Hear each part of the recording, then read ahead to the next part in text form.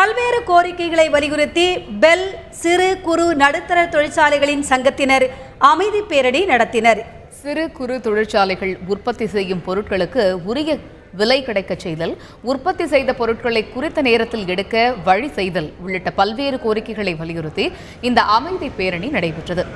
திருவெரும்பூரில் உள்ள தனியார் பள்ளி வளாகத்தில் இருந்து பெல் தொழிற்சாலை வரை நடைபெற்ற இந்த பேரணியில் 4000க்கும் மேற்பட்ட தொழிலாளர்கள் கலந்து கொண்டனர். மேலும் பெல் நிறுவனத்தை சார்ந்து இயங்கி வரும் ஆயிரக்கணக்கான சிறு குறு தொழிற்சாலைகளுக்கு பெல் நிர்வாகம் வேலை வழங்க மறுப்பதால் கடந்த ஒரு வருடத்தில் 100க்கும் மேற்பட்ட தொழிற்சாலைகள் மூடப்பட்டதாகவும் மேலும் பல தொழிற்சாலைகள் மூடப்படும் அபாயத்திலும் இருப்பதாக பெல் சிறு குறு நடுத்தர தொழிற்சாலைகளின் சங்க தலைவர் அசோக் கதிரேசன் தெரிவித்துள்ளார்.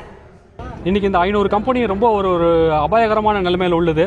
போன வருஷம் ஒரு 79 கம்பெனி மூடினாங்க. இப்போ ஒரு 100 கம்பெனி இப்படிமா ஊசலாடிக்கிட்டு இருக்கு. இன்னொரு 200-300 கம்பெனி இதே போனால் ஒரு 4 மாதத்தில் மூடுவாங்க. முன்னாலெல்லாம் ஆர்டர் இல்லாமல் பிரச்சனையாச்சு. இப்போ ஆர்டர் இருக்கும்போது பிரச்சனையாகுது. இப்போ நிறைய ஆர்டர் இருக்குது. ஆனால் சில அணுகுமுறைகள் மாற்றங்கள் இல்லாவிட்டால் இதை நம்ம செய்ய முடியாது.